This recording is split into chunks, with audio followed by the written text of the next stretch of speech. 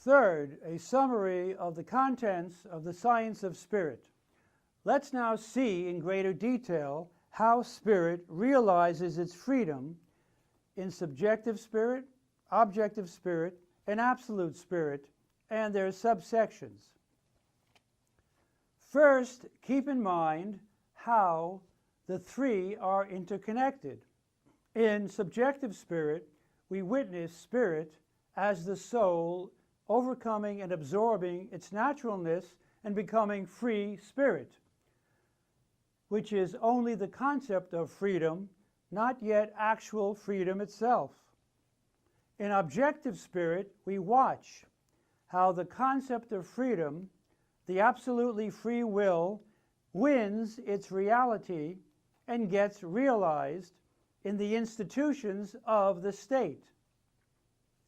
Absolute spirit, lastly, is the idea, the absolute truth, as the unity of freedom's concept and reality, a.k.a. Kingdom Come, the Jedi Order. First, a summary of subjective spirit or mind.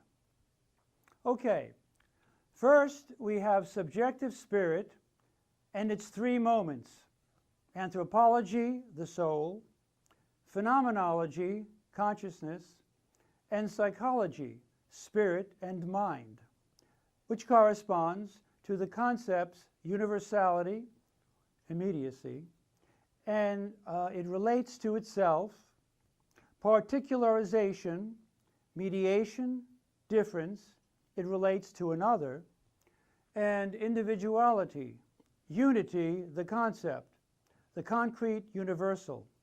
It relates to itself in the other, the object. Recall that spirit is nothing but the ideality and idealization of nature, so-called reality. Spirit would not exist without nature.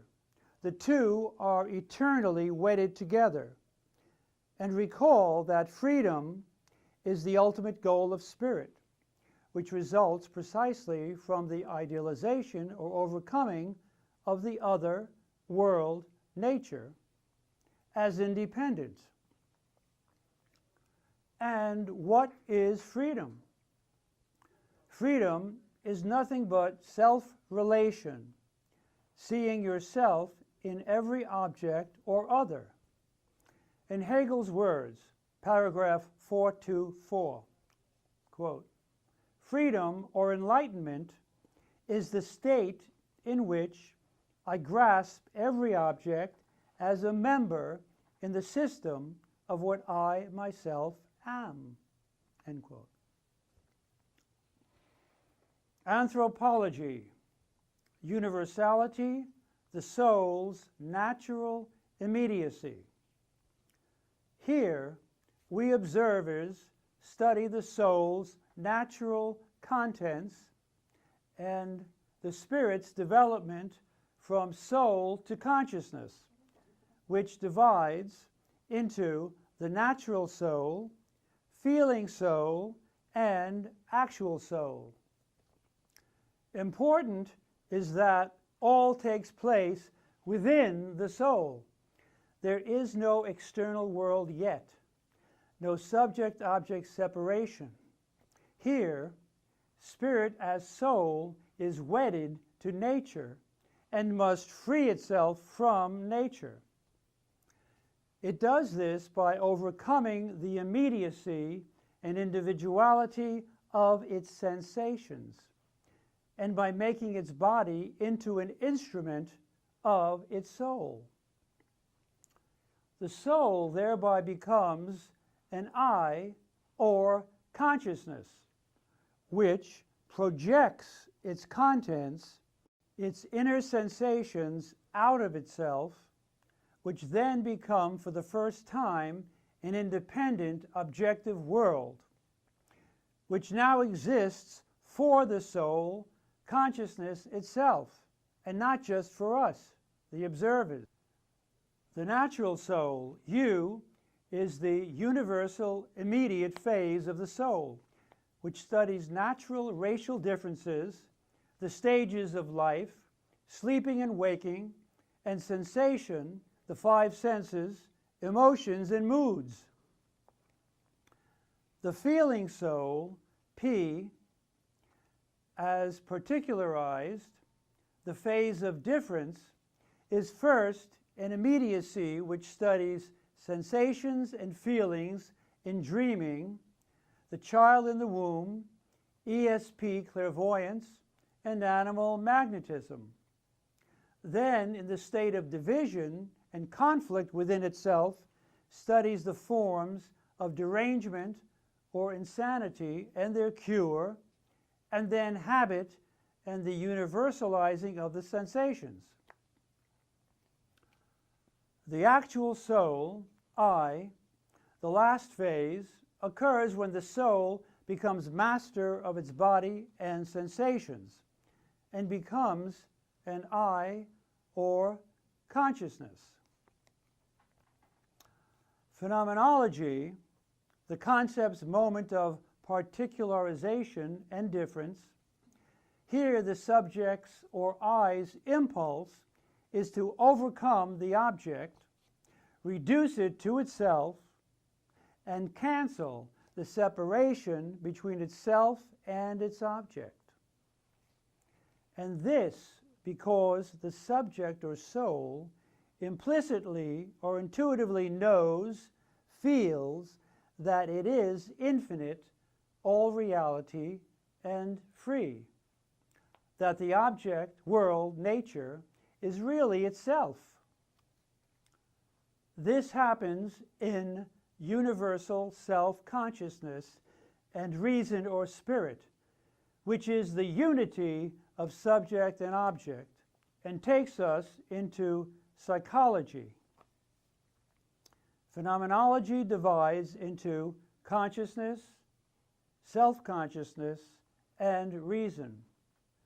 Consciousness starts with immediacy as the sensory, then perception of things, then intellect, forces and laws, taking us over into self-consciousness, which has to cancel its opposition to consciousness of an object, which it does via desire, recognizant self-consciousness, the master-slave relation, and universal self-consciousness, which takes us to reason and spirit, which is the unity of consciousness and self-consciousness, subject and object.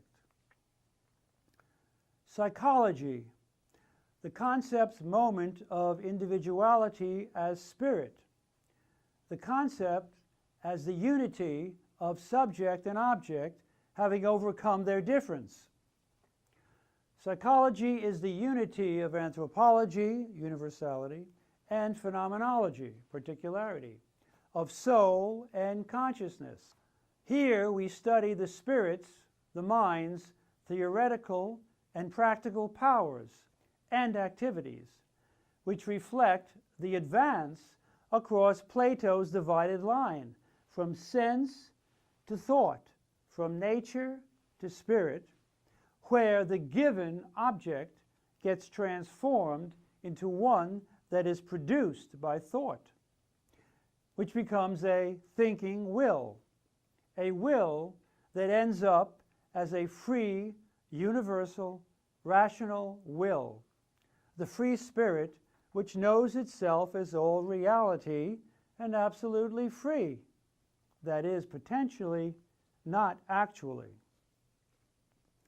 Here, the soul, as spirit, knows that its own determinations are equally determinations of the object. Theoretical mind, you, studies the theoretical powers of the mind, beginning once again with the Platonic immediacy of sense intuition, the object is given, then rising through representation and ending with thinking and universality, the object as produced, above the divided line. Practical mind, P, which begins with the object as produced, that is, with the will, studies the will's ascent to the free rational will, passing through practical feeling, urges, and happiness. Free spirit, I, is the goal and final result of subjective spirit as a whole, namely the concept of freedom, which, as only concept, now has to be realized in objective spirit, a.k.a. the philosophical science of right. Second, a summary of objective spirit or mind, which divides into abstract right, morality, and ethical life, where the free spirit and its absolutely infinite will get actualized through the institutions of the state. Abstract right, universality, or outer right, divides into property, contract, and right versus wrong.